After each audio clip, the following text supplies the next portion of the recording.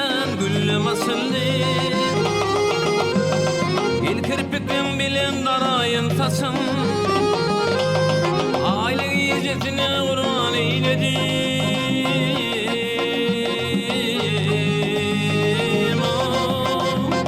Senin için, senin için, dinle senin için, dinle senin için.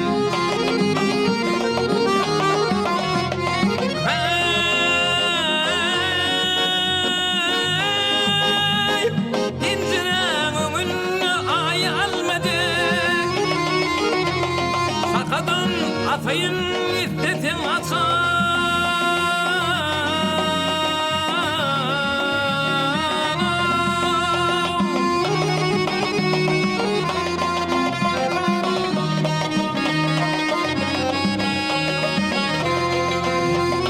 Kıllavını yul yakalıp sayıladım.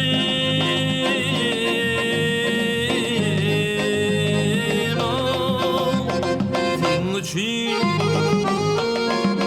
için, dinle senin için, dinle senin için.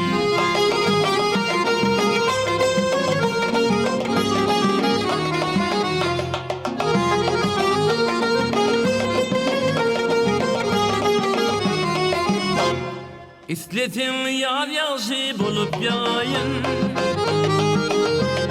yel bulup tipayın otum için.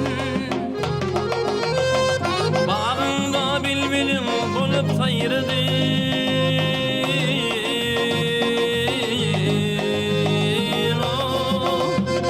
Senin için, senin için,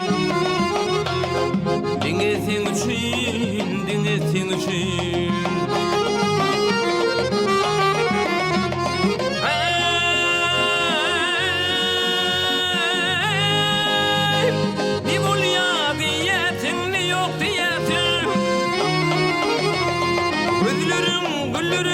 Dım yardım için.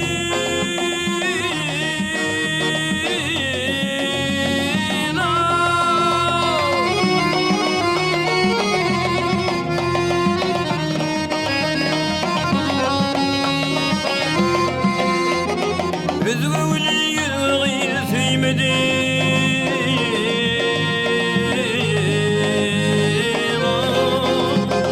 Senin için,